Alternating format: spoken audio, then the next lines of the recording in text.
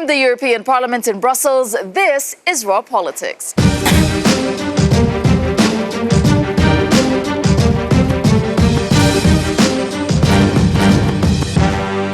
Joining us tonight, this is what we have on the program. Dangerous game, the increasingly tense standoff between the US and Iran, with Europe in the middle. And then there were the UK Tory leadership race calls more candidates in the race for Prime Minister.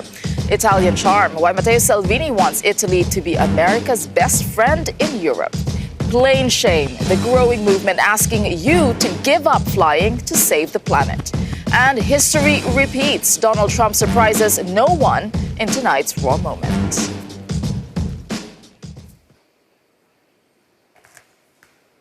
Okay.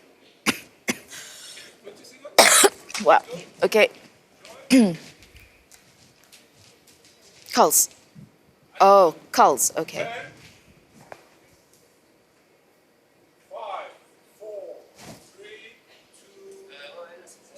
From the European Parliament in Brussels, this is Raw Politics.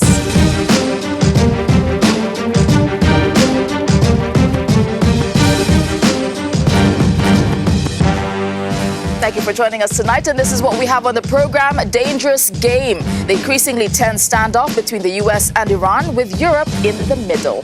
And then there were, the UK Tory leadership race calls more candidates in the race for Prime Minister. Italian charm, why Matteo Salvini wants Italy to be America's best friend in Europe. Plain shame, the growing movement asking you to give up flying to save the planet.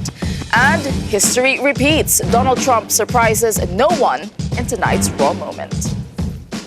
Okay, it is time to meet our panelists tonight. We have Darren McCaffrey, of course, our political editor at Euronews. Darren, what story are you watching? I think it has to be this kind of plane shaming, getting on flights. Of course, we all do have to make individual efforts to try and curtail our contribution to the environment and the damage it's doing. I'm not entirely shaming people as the best possible way. Where does it end? That's what I would ask. Where does it end? You have opinions on all forms of transport, Darren. Okay, and joining us also is Elmar Brok. He's a German MEP from the European People's Party. What about you, Elmar? What are you watching closely? Look, Iran question is the most important question at the moment. That is, I think, of utmost importance. How can we keep peace in that part of the world and make it not more difficult than it was, or it is? All right. Okay, we'll get to that. And also joining us, Nadia El-Fertassi. She's an international security expert and former NATO senior executive. Nadia, what are you watching? I'm also watching the US-Iran tension. I believe European Union should have a really emotional intelligence response, a calm, phrased approach without caving into the emotional rhetoric and outburst in order not to create another quagmire as we have seen in the past. A lot of people watching this closely, and that is exactly where we are beginning tonight. With rising tensions between Iran and the United States, Iran says it will exceed limits on its stockpile of enriched uranium within 10 days. The U.S. responded by sending 1,000 more troops to the region. Now, this comes after escalating rhetoric over who attacked 2 oil tankers in the Gulf of Oman last week. The U.S. has blamed Iran for the incident, backing up their claim with new footage, which allegedly shows Iranian forces removing an unexploded mine. Well, Iran has denied the accusation and said it will not wage war against any nation. ما با هیچ ملتی نمی جنگیم. طرف مقابل ما یک عده سیاستمدار کم تجربه هستند. اما این طرف داستان گروهی از مسئولین کشور نیستند. تمام ملت ایران یک پارچه در این مبارزه حضور دارند. Well, the EU's foreign policy chief, Federica Mogherini, is meeting today with the U.S. Secretary of State, Mike Pompeo. Europe has a special interest in the Iran standoff. Of course, now, while the U.S. pulled out of a 2015 Iran nuclear agreement, a handful of European countries have been trying to save the deal. Here's what Ms. Mogherini had to say.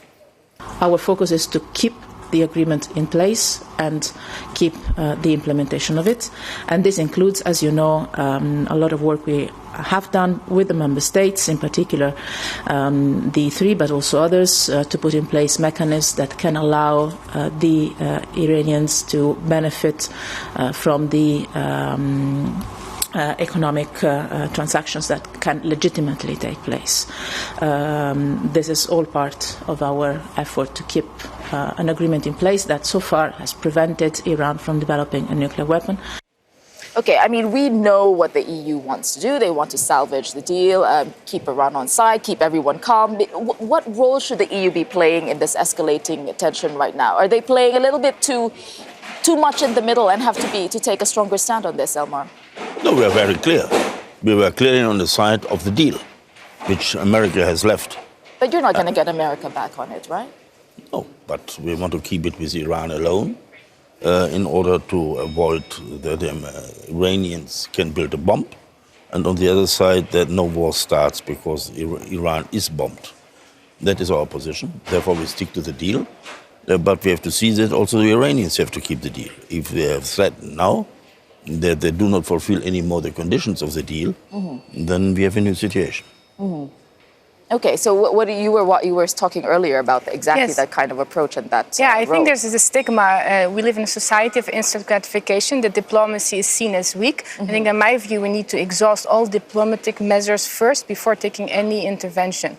And especially when we talk about intelligence, right? We don't know exactly what we're dealing with. And exactly. Do you believe what the U.S. believes in terms of who is responsible for what's happening? I believe that in this age, with overload of information and a different component than what we're used to deal with in terms of intelligence, we need to have the complete pictures first before making any statement or any conclusion, and to really approach it from a calm-faced approach, and also include generational diversity, right? Not only the hawks from the past, but also the young leaders, and to really look at it from a broader perspective and not rush into any action. I just want to bring that back to Elmar, because you're talking about intelligence and how important it is. Elmar, do you believe that what the U.S. is presenting as their evidence for saying that Iran is responsible?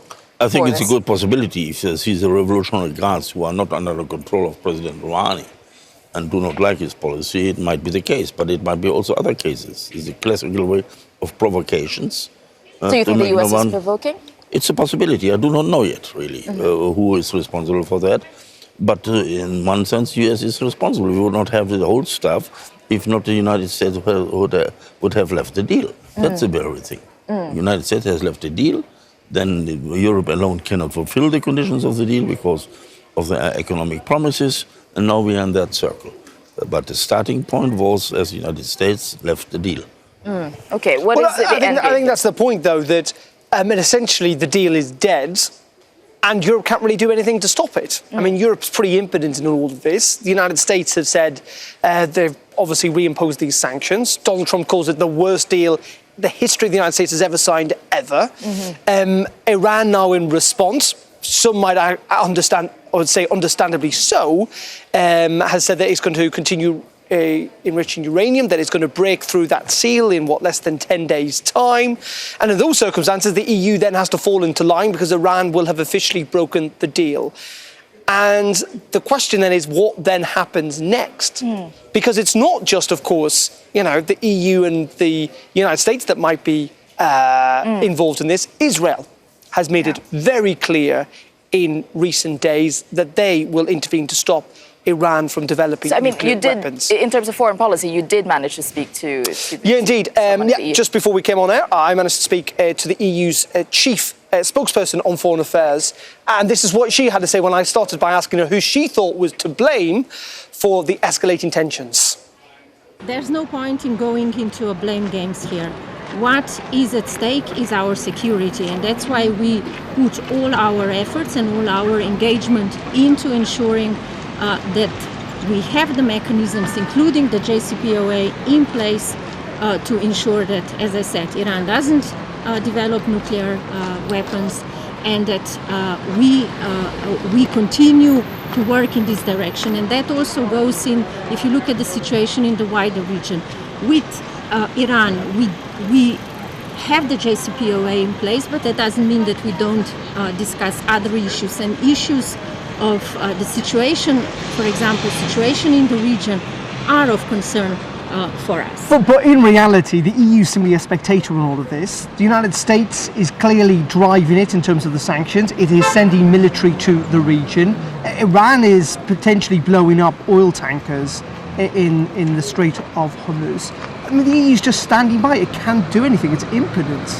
I disagree with that. It was actually the EU that facilitated, that was the one that led the negotiations, that led to the Iran nuclear agreement. It is also the role of the EU, and you know that the High Representative is actually the one in charge of leading the Joint Commission to ensure that this implementation continues. And this is the focus of our action. And here we remain very much engaged together with our member states to ensure that. At the same time, in view of all the tensions in the Gulf more broadly, we continue with our action and with our diplomatic engagement to encourage de-escalation. It's a region that doesn't need more tension, and that's why our call, and this was also a collective call of all EU foreign ministers yesterday, is for maximum restraint and to work towards the de-escalation of the situation. All right, you disagreed with Darren's question there about the EU being impotent in all of this. But Look, at the end of the day, you have to praise the European Union because one has broken a deal, as the United States. Now it might be in the situation that Iran will break a deal. The European Union is fighting for a peaceful diplomatic solutions. And we will do that until the last moment. Yeah, but the we problem want is, to avoid war. We want to avoid a bomb. And so this we fight so long as possible. If others do not agree to that, then we have lost that game. But we have to be praised for getting for peace. How many troops is the European Union sending to this part of the world? That has nothing to do with troops. It does. It's ridiculous what you say. We want to have less troops there. Do not send European troops there. You are a warmonger. No, but isn't the point that ultimately you may well have a carrot? I mean, what is the wedge with which the EU can convince Iran or the United States to do anything? Deploy troops against the United States? Diplomacy has worked in this. Well, I'm saying that clearly... Diplomacy is broken by the United States. Now it seems so that it will be broken by the Iran. We will not go into that break the diplomacy, the diplomatic way. We want to avoid war until the last possible moment. We want not to be responsible to strengthen the situation for going to war. Finished. I would just like a reaction from even what the foreign minister of Iran had said, that the European Union is being bullied by the US. This is a perception from Iran as well, which you're trying to get on side. You're trying to keep the deal with Iran, yet they think the EU is being bullied. Look, United States has done what I have described. Broken a deal which Obama has negotiated with us. Secondly, Iran, because of wrong decisions, obviously in the debate within the Iran, is on a way to break that deal. So long that is not broken, we try to convince them to do so. We have another 10 days time for that. And that is, I think, the possible way. And not send troops now also on top of that, even to strengthen the crisis and make it more probable that we have war. So you've worked for NATO. Okay, when you look at all this, the kind of tension, troops happening, Elmer says we don't want to add to the current tension already. How dangerous is this? I think it's very dangerous to have a short-term reaction without thinking on the mid-term and long-term consequences, as we've seen from the past. We're still suffering from what happened in 2003, and we're still seeing the consequences. I agree with you. I also agree with you. There needs to be forceful action, but when everything is exhausted, and again, what are we dealing with? It's not anymore only conventional warfare. It's also hybrid warfare. Iran has both sponsored state actor and also loose non-state actors. So when you talk about potential cyber attacks or what are the retaliations, so go the diplomatic way, which is not a weakness, right? It's also a forceful way in showing, but having the complete picture as much as possible before taking any action. Because of the short-term action, what are the long-term consequences? And then and especially how Iran is geopolitically located in the area, it's a quagmire, and we've seen what the quagmire has done in the past. Okay. Well, meanwhile, Europe is also taking a step forward in military cooperation as Germany, France, and Spain signed a deal to build the next generation of fighter jets. Well, the three countries signed the agreement at the Paris Air Show in front of a mock-up of the new warplane with French President Emmanuel Macron in attendance.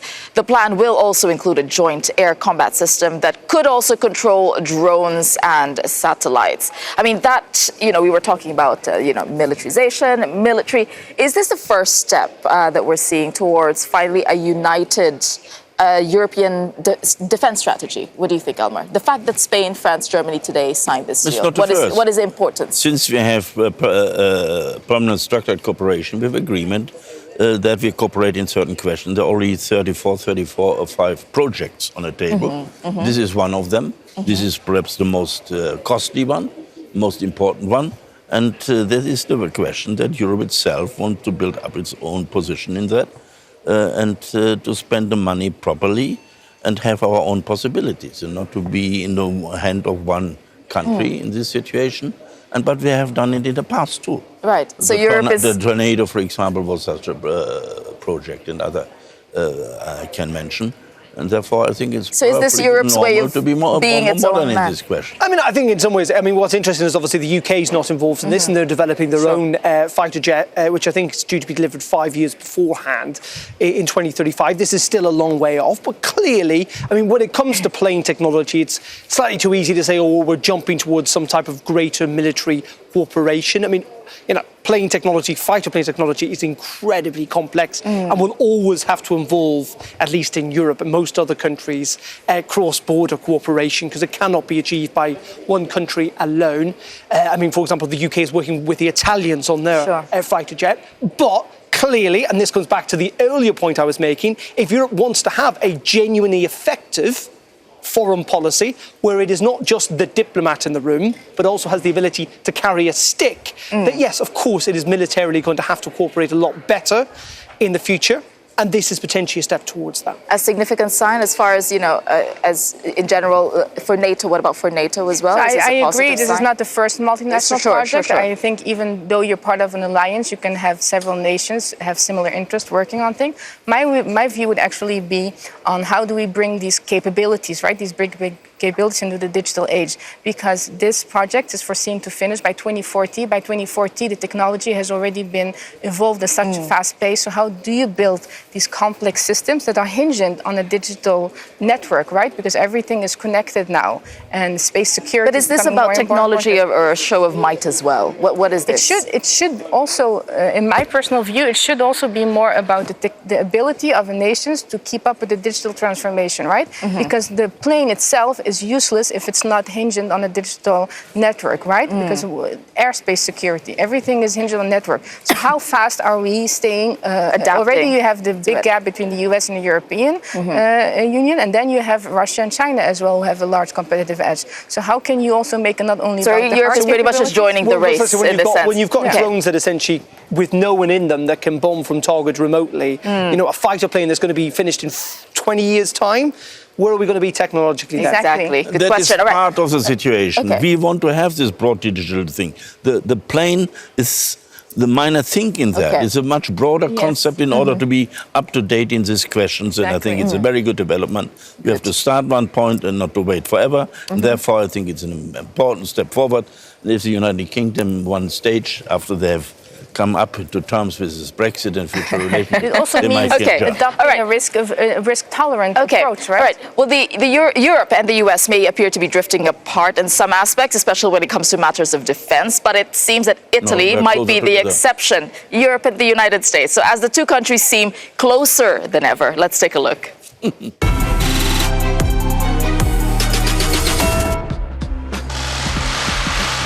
Strolling into the U.S. State Department, Italy's Deputy Prime Minister Matteo Salvini and America's Mike Pompeo looked like new friends.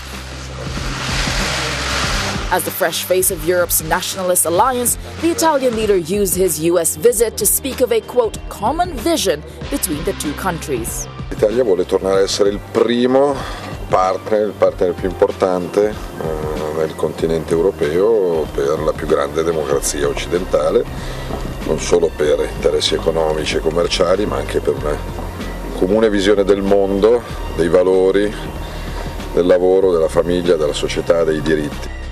While official protocol meant he couldn't meet President Trump, Mr. Salvini's admiration for the U.S. leader is no secret, as he follows in the president's footsteps with his Italians First motto, promising to protect Italy's borders from an influx of illegal migration. Sound familiar? The Democrats want to invite caravan after caravan of illegal aliens to flood into your communities. As relations with other EU member states somewhat sour, Mr. Salvini offered Italy a credible partner to its Atlantic neighbor. And social media savvy, he sealed the visit with a couple of snaps for his fans.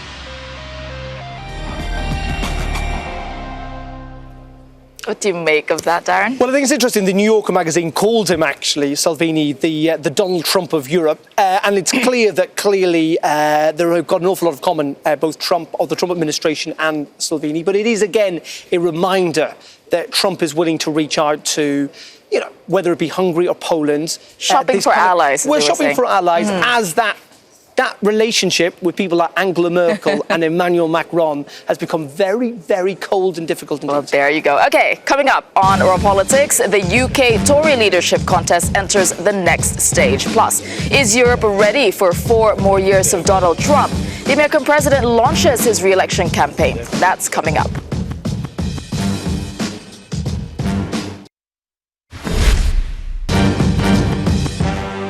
Welcome back to Raw Politics. First, there were 10, now there are 6. Over in the UK, the race to replace Theresa May is heating up, with results from round 2 imminent. Now, it's a leadership contest which has Europe on the edge of its seat as candidate hopefuls ready themselves to again compete for the crown as the next British Prime Minister.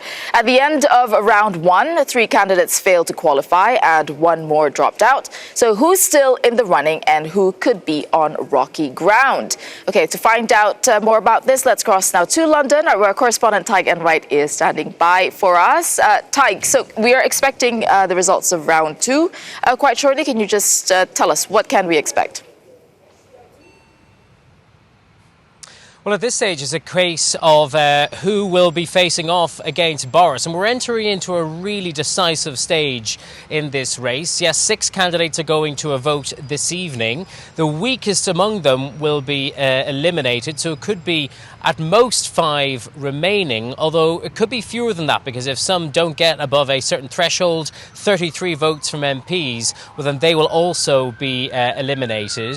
And it really is a tussle at this stage between the other contenders about who can face off against Boris Johnson in the final 2, and that choice ultimately goes to the electorate. There's a tussle between the likes of the current Foreign Secretary Jeremy Hunt and Environment Secretary Michael Gove and Home Secretary Sajid Javid as to who can represent a more moderate face of Brexit. Lots of focus too on an outsider in this race, Rory Stewart, who's been making significant ground and impressing many moderates. And then later, the first appearance by Boris Johnson in a debate against his contenders. Will he put his foot in it? Let me bring in Dominic Walsh, who is a policy analyst at Open Europe, a think tank which aims to reform the UK's relationship with the EU. Thank you for joining us on Raw Politics.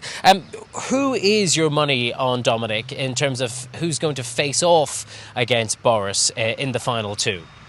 I think it's difficult to say at this stage, and it all depends how the voting pans out tonight and also tomorrow and perhaps on Thursday. But the two kind of best of the rest, if you like, in the first round of voting last week were Jeremy Hunt and Michael Gove.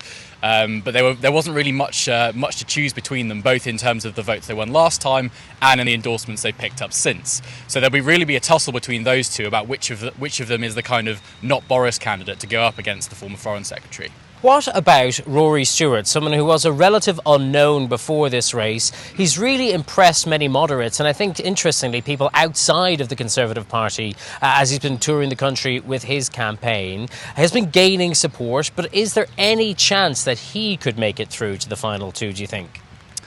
It looks like a tall order for Rory Stewart at this stage. I think he's still he'll be quite happy if he makes it through tonight to the next stage of MPs voting rather than getting to the final two. But I think it also depends on when other Conservatives are coalescing around a candidate that's not Boris Johnson. It kind of depends what they're trying to do. Are they trying to get a candidate who might actually take the fight to him and beat him? In which case, some of them might look to Rory Stewart as a kind of impressive media performer, or are they looking for someone who would not sort of split the party? Because I think Rory Stewart and Boris Johnson on Brexit are poles apart, and I think the fear amongst many Conservatives is that whilst Stewart might have a good chance of beating Johnson, the actual contest would be very divisive if he was going to be the final candidate against him. Okay, Dominic Walsh of Open Europe, thank you very much for joining us on Raw Politics. It is, of course, also entirely possible that we could get down to the final two by tomorrow, because there will be another leadership ballot at that stage. And if we don't have a final two by then, well, another one on Thursday. Really not much time for jockeying for position among the other runners too. And then begins the long process of appealing to the general public, to the general Conservative membership, I should say, and whether or not Johnson's current lead, as estimated by one opinion poll of 55%, can be assailed.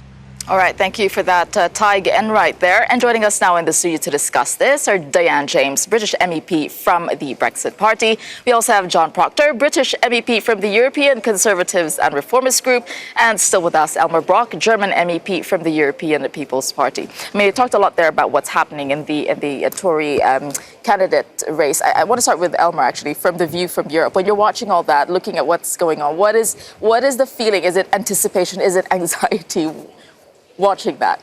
No, I've seen it several times, but it's a wonderful job to do it that way, and that's part of democracy. I like it in a way, but first of all, we should collect money for this Dominic to get a new umbrella. That would be very helpful, but I must say that I do not see any chances for somebody who likes to settle the Brexit thing in a common way with the European Union. And Boris as potential front runner. That it looks so, and I'm quite sure that he will not make proposals which make it possible to have negotiations. Okay. Therefore, I believe that it's straight going forward to hard Brexit on the 31st of October. How will this change? I mean, for Europe, here it's being seen as, negotiations. How important is this for Europe? Whoever takes that reign from Theresa May, is it going to be any different for that person? It could be different. A lot depends on if any of the candidates, if they're successful, deliver on their rhetoric so far. Mm-hmm. A number of them have stated that they want to change the withdrawal bill. They've said that they want to put no deal... Which is not really possible, is it? Well, precisely, and that they want to put no deal back on the table, that they want to reopen the negotiations. Virtually all of them have said something along those lines. Now, quite frankly, that's not going to happen, because we know here in the Parliament that all of the key figures that have been involved in the negotiations to date, they're all up for change. October the 31st is quite a critical date for both the Commission, for the Council, effectively, in terms of how it determines how the negotiations go forward, and ultimately how the MEPs here vote on it. So none of the promises made by anyone is actually realistic, considering that you need a response from the European side. And none of that, it's been said before. Well, the interesting point is, and Dan's just made it, is that all of the characters here are up for change. So the very people that negotiated this Brexit deal are all going to change. That they are going to be new people, different people. Mm-hmm. Look, I've been involved in the Conservative Party a long time. We've had 7 leaders over my 30 years of involvement. We've got a very talented field that's there at the moment, and I'm confident that the next leader of our party will be able to get a better deal out of this. You think so? So you think that would work to the advantage of someone like Boris Johnson? And Elmar might probably disagree, but... Elmar's chuckling away. Dare I say 60% of the members of this Parliament are now new. Changed. Elmar, and indeed all of us here, are leaving this place. It's a new generation that's coming into this Parliament, and that will be reflected, I believe, in the other institutions. But look, we have to leave the European Union. That was the will of the British people. Like it or not, that's what we've got to do. So basically, it's like throwing away 2 years of negotiations if you're saying that just by virtue of having new people, is that what we're talking about? It's always the same. It's Mrs. Merkel and BMW will settle it. They have always proposed that here something will change and we will lose the unity of the European Union. It will not happen. We will defend the integrity of the common market, and therefore we will stick together. And we will not allow that a country which leads has advantages towards a country which has not left to keep the obligations. And therefore, not always believe what is in London said, what we will do. We have no new proposals from London, and what is mostly said Helmut, will not accept it. You're absolutely out of step here is that Macron in the last couple of weeks has really ratcheted up the pressure. Now he's saying, and has gone on record already and said, he's not prepared to countenance Brexit dominating the agenda going forward. So we've got some very, very clear messages coming out of the Parliament and out of the Council. Yeah. So I think there is an opportunity here for the United Kingdom to take stock and decide how much it wants to push back, because our negotiating thus far has been very, very poor. We have got the opportunity, and I'm with you on this, I think we've got a really good opportunity with somebody coming in to replace Theresa May and saying, that didn't work as a Tell tactic. your people what you have hopes, it will not happen. Mr. Macron wanted to have early stop. He didn't even want a prolongation to the 31st of October. Do not misread the situation here. This I have heard too many times in the last 3 years. So I have to say, Elmer, again, you're not on step here, because if we get Merkel here and if we have Macron also agitating, then I think the opportunity for the United Kingdom is very, very positive indeed. And what we do have Mr. Macron close together in that, and there was okay, so what? Okay, go ahead, John. So do not believe that Macron changed it. The two facts that we are not in dispute over is that the people of the United Kingdom, a majority of them, want to leave the European Union, and also those remaining member states want us to leave as well, as do MEPs here, because they don't want Brexit to dominate their business for the next 1, 2 or 3 years. So you think that would mean they would negotiate, give you a better negotiating position, that will be the driver. That will be the driver. Because you want to have out to make you a better condition. With a new Prime Minister. My God, what a dream. Let us achieve that. My God. Yeah. Okay, so totally wrong. Which point, just very quickly, which points do you think, withdrawal agreement, which points do you think will be the first things that the UK will want to get in there and say, this is the weakness that we see? They're going to renegotiate on this. Realistically, Indeed. What we need to do is deliver something to a UK Parliament that will pass.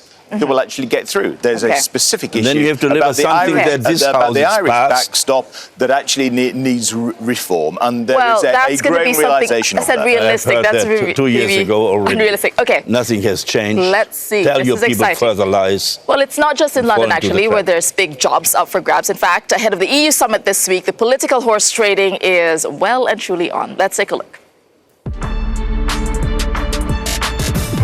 In whose hands will the future of Europe sit? That's the talk of this town. The man tasked with handing out Europe's top jobs, Donald Tusk, who's consulting with European Parliament leaders today. Why? Well, MEPs have an all-important say on who takes over from Jean-Claude Juncker as Commission President. And don't forget, they have to choose their own president. Reports suggesting that Green leader Ska Keller is preparing a bid to take over from Antonio Tajani. A standoff in Brussels. 80 MEPs are calling on the European Parliament to stand up for Catalan MEPs, amid claims that Spain is blocking exiled Catalan leader Carles Puigdemont from taking up his seat in Brussels. Facing arrest for his role in the Catalan independence bid, he's unable to take the traditional oath in Madrid. And turning down his seat in Brussels, former Austrian Vice-Chancellor Heinz-Christian Strache. He was forced to quit the government over this video sting last month. But he's now posted this video saying he won't be moving to Brussels, a move that could have further damaged his right-wing Freedom Party. Okay, just very quickly, Elmer, what are you watching for tomorrow? For the summit on Thursday? For the summit, I think there will be no result because European Parliament is result. not so far. There will be not yet a result because I do not believe that the European Parliament has found a solution on them. What about Angela Merkel for the top job? No. Angela Merkel stands for the EPP position. Angela Merkel will stay for Mr. Weber. That is pretty sure. And she will not. You're standing by Weber. And she will defend it in the European Parliament. Is at the moment in a normal negotiation between political groups to build up a majority, as it's done in every parliamentary democracy. And therefore we continue that way. And is still floating around for pretty much every single top job here in Europe. Okay, coming up on Raw Politics, plane shame, the growing movement against flying to fight climate change. Would you think twice before booking that next flight? That's coming up next.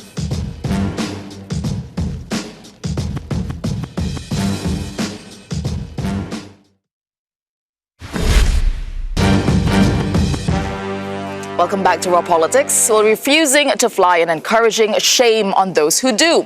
A new movement starting in Sweden but sweeping across the continent could be the newest form of climate activism. Taking off as the aviation industry's leaders meet for the Paris Air Show and as London's biggest airport unveils a deadline for a major expansion project. Alex and the team in theCUBE have a lot more for us. Alex. Well, Tessa, it's a word you probably aren't familiar with, many of us not familiar with, yet it's becoming a climate activist buzzword. It's a term, though, that you may be familiar with. When you get on a plane and there's that slight sense of guilt about the emissions involved, it literally translates, it's Swedish, it translates to flight shame. And it's not just about you feeling guilty, it's, I guess, about sort of when you share that hashtag, about making others reflect on what they're doing. The idea is maybe we should be getting on fewer planes. This kind of hashtag becoming popular at a time when we've got the backdrop of the Paris Air Show. Airbus there unveiling an aircraft. Yes, it's wide-bodied. Yes, they say unbeatable fuel efficiency, but still, these aircraft, many people saying, people saying they're not doing enough. They're not going far enough. We need to stop flying altogether. How would you feel about doing that? Keeping your feet firmly on the ground. Well, let's just bring you up one initiative from Sweden that really is asking you to do that. It's this, Flight Free 2020. They kicked it off this year. It's a social movement asking you to commit to not fly for 1 year if 100,000 other people in your country make the same promise. The idea is we follow the example of people, let's not forget, like Greta Thunberg, who famously only catches trains. She does not fly. People saying we should emulate her, we should get our friends involved, and we should pledge not to fly. Now, it seemed pretty unrealistic. I made a point, actually, in asking one of the organisers of that Swedish page. I asked her, with the rise of China, with the rise of affluent middle classes elsewhere in the world wanting to travel, wanting to fly, is a movement starting in Europe really going to make the difference people hope? This is what Maya Rosen, organiser of that Facebook page, said to me. Even if it's a big problem that so many people now in Asia, for example, want to start traveling, they are still flying much less than we do, and they still have lower emissions per person. So the reason that, for example, China has such huge emissions is because there are just so many of them. So I think we just have to start where we are. And if I give up flying here, it's not only about my own emissions, it's about how this decision affects everyone else. So I think if we reach the goal of 100,000 people here in Sweden staying on the ground, it will definitely spread all the way to China as well. So go on then, what do you think? Could you keep your feet on the ground for a year if people in your country pledge to do the same? It's certainly going to be a talking point, one that isn't going away. All right, thank you for that, Alex and our team in theCUBE. And joining us in the studio now to discuss this are Laurent Doncil, Policy Director from the Trade Association Airlines for Europe, Andrew Murphy, aviation expert from the NGO Transport and Environment, and Alexandra Phillips, British MEP-elect with the Greens. Okay, we'll start with you because we're talking about the industry here. There's a lot of this growing movement about people not wanting to fly or flight shaming. And in fact, there was a write-up in Politico, I think, that said it's slowly joining the ranks of cigarette makers, plastics in the Hall of Shame. Does that keep the industry, keep you up at night? Well, I mean, obviously, we follow the debate very closely. I think it's a bit exaggerated to put us in the same basket as, other dirty industries. I think it's easily forgetting the fact that there's a huge amount of benefits from air traveling, discovering new cultures, trade, students, mobility. I think what's important to keep in mind is that the main challenge here, the enemy that we're trying to all, be together is CO2 emissions. It's not air travel. What we need to do is basically... the airline industry does contribute a lot to CO2 emissions. In fact, if it were a country, it would be the 6th biggest contributor to pollution, air pollution. So you can't deny that. There is a significant part of CO2 emission coming from air transport. Keep in mind that it's only, and it's important, it's only 3% of CO2 emissions. In the general climate emergency, we need to realize that this is too much, and we need to work on that. So, point taken. Okay. On the other hand, you also have to keep in mind that, if you look at the CO2 emission you used to emit, for example, 30 years ago, you have now a 50% reduction of CO2 emissions from 30 years ago. So there's a huge I'd like Andrew to jump in here, because you guys did a study, and you said out of 10 top polluters in Europe, 9 of them were coal-fired companies. One is Ryanair. pretty much. But Ryanair did issue a statement saying that they are the greenest airline in Europe, and they publish now they've started publishing their CO2 emissions every month, just to show that point. Okay. Yeah, we've always said aviation is Europe's biggest climate failure. And Ryanair has become a major emitter, and the industry is becoming an even bigger emitter because governments have left the sector untaxed and underregulated. And so long as governments refuse to act and just rely on industry to cut their own emissions, those emissions are only going to keep on growing. Okay, and now people are taking it into their own hands. It seems that they don't trust politicians or the industry to do it. So, Alexandra, but do you think this movement of shaming people for taking planes is it realistic? I mean, what are the other options? Trains? It's still not affordable. I mean, we were talking about it earlier. It's very expensive for the normal person at this point. Well, I think that's right. I think that it's very expensive for people to make the right choice and the choice that they want to make because airlines get away with paying very little or no taxation. And that's wrong. People want to take trains a lot of the time and they don't want to contribute to carbon emissions like flying does. I know, but Go ahead. Aviation has doubled its carbon emissions since the 1990s. It's the fastest growing. But this has given people the sector. chance to travel a lot more, to see things, a lot more things. You might be angering people who, say, well, you know what, cheap flights allowed me to travel. It's not a lot of people who are making all of these flights. So 70% of people in the UK in any given year do not fly. It's that 30% of people who are flying and binge flying, and that's not flying. Yeah, it's not going to be helpful when we've got targets of net zero emissions by 2050. How are we going to achieve that, for example, if we're just going to have runaway climate change? And there's a lot of talk on taxing kerosene, obviously, and this will impact. Will you be open to that, knowing the contribution of the industry to pollution? So where I think there's a very big misconception is also that air transport is not taxed. That's not true. Since 2012, every single time you take a plane within the EU, you're paying for your emission. We're part of the ETS, and it's the only transport mode that is part of the emission trading scheme, the ETS. But you can still add another tax. Yeah, okay, but you can still tax kerosene, and that is what a lot of people are calling for. I think you've been calling for that. Yeah, absolutely. I think making aviation pay its way, the polluter pays principle, is a pretty basic climate principle. And I think what the European elections showed is that people want ambitious climate policies, but they want those policies to be fair, and they want every sector to contribute. And they're pretty. Well, I would say in certain parts of Europe, though.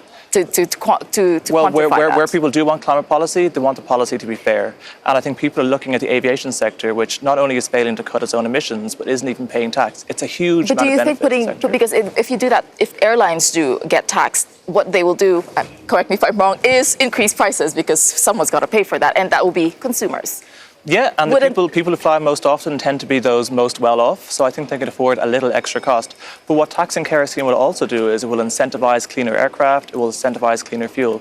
Pricing kerosene is the very first step we should be taking, and if governments fail to do it, it shows they're not really that serious about a climate crisis. Okay, and now as an incoming Green MEP, would you think this climate ambition, you're riding this momentum, do you think this is something that is sustainable? You can, push the boundaries?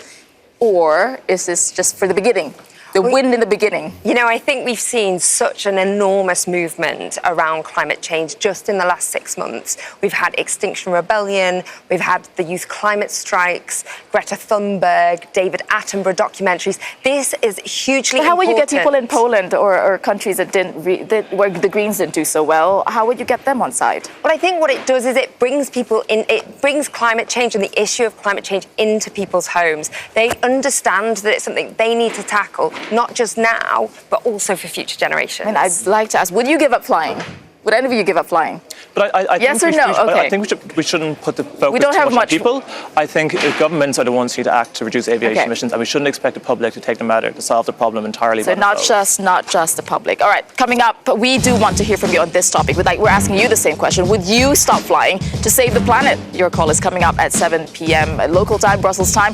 The contact information is on your screen. You can call us for free at 00800 3333 7002, and you can join the debate using the hashtag #WarPolitics on all of social media, and our lines are opening very soon.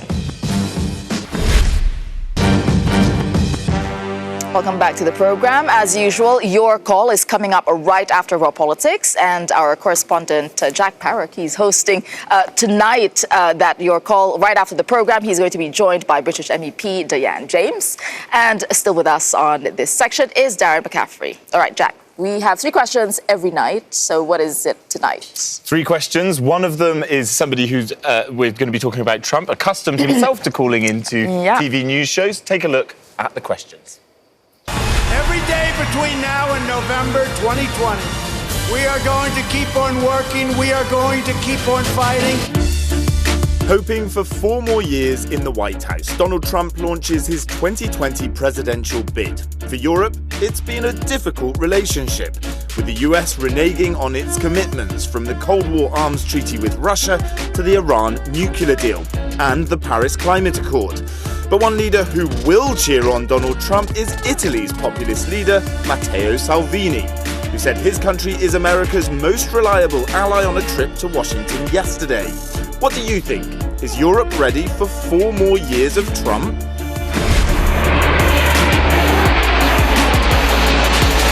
Plain shame.